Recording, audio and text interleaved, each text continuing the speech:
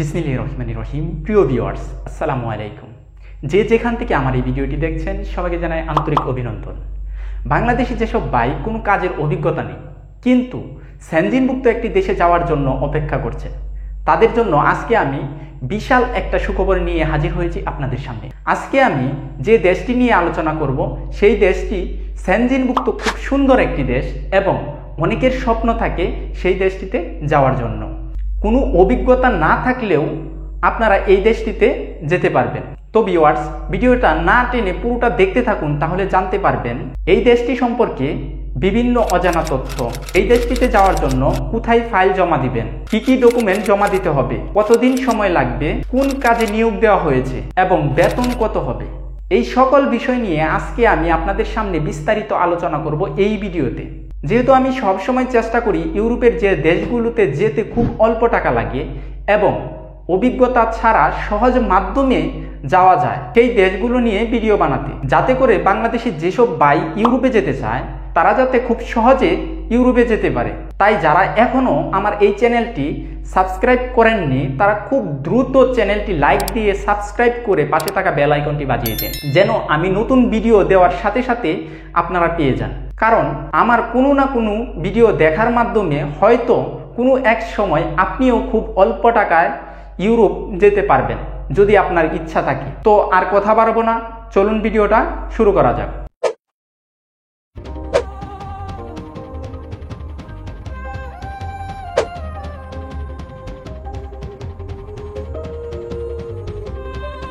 আজকে আমরা যে দেশটা নিয়ে আলোচনা করব সেই দেশটার নাম হলো লিথুয়ানিয়া। লিথুয়ানিয়া ইউরোপীয় ইউনিয়ন, নেটো এবং সেনজিনভুক্ত একটি দেশ। এটি উত্তর ইউরোপের একটি রাষ্ট্র। লিথুয়ানিয়ার ভাষা হলো লিথুনীয়।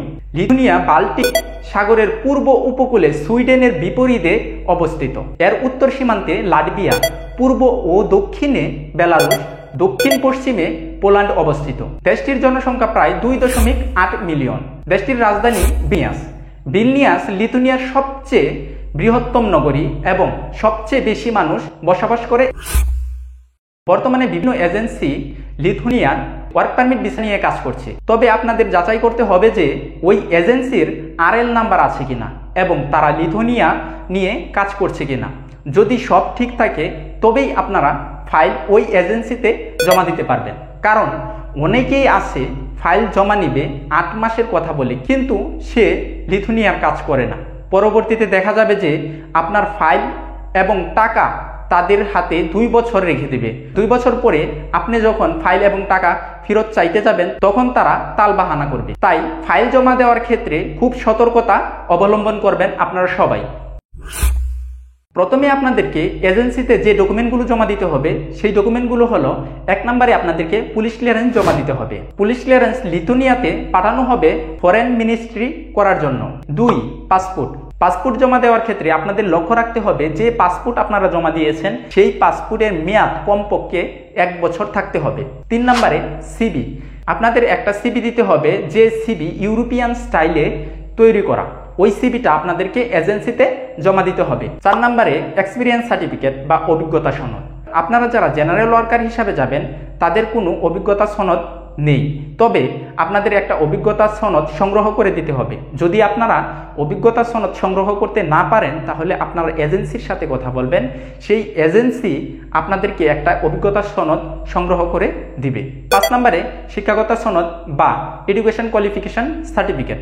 আপনি যে পর্যন্ত লেখাপড়া করেছেন ঠিক ওই পর্যন্ত যে সার্টিফিকেট আপনি অর্জন করেছেন ঠিক ওই সার্টিফিকেটের একটা ফটোকপি আপনাকে এজেন্সিতে জমা দিতে হবে। এই ডকুমেন্টগুলোই আপনাকে এজেন্সিতে জমা দিতে হবে এবং এজেন্সি এইগুলো কোম্পানিতে পাঠাবে।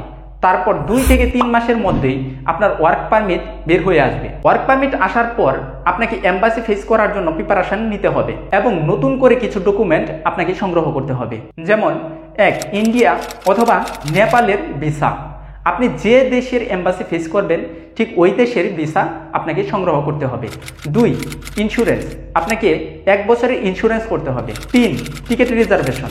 4, আপনি যে ডকুমেন্টগুলো এজেন্সিতে জমা দিয়েছিলেন ঠিক ওই ডকুমেন্টগুলো আবার আপনাকে মূল ফাইলের সাথে সংযুক্ত করে টোটাল ফাইল এম্বাসিতে নিয়ে জমা দিতে হবে।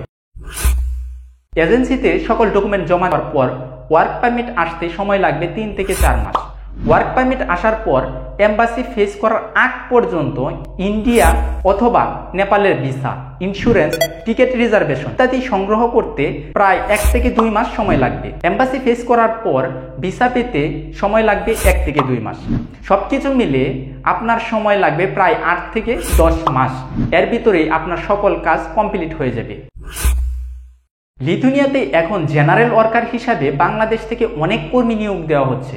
ইউরোপে সাধারণত দক্ষ বা অভিজ্ঞতা সম্পন্ন কর্মী ছাড়া নিয়োগ দেওয়া হয় না। যারা এতদিন ধরে স্বপ্ন দেখছেন ইউরোপের সেনজিনভুক্ত একটি দেশে যাবেন কিন্তু কোনো কাজ জানেন না, তাদের জন্য এটি একটি বিশাল বড় সুযোগ, কেউ মিস করবেন না।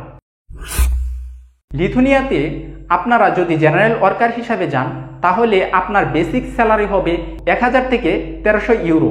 আমরা সবাই জানি 1 ইউরো সমান বাংলাদেশি টাকায় প্রায় 128.20 টাকা। তাহলে 1000 অথবা 1300 ইউরো সমান বাংলাদেশি টাকায় প্রায় 1.5 লক্ষ টাকার সমান হয়।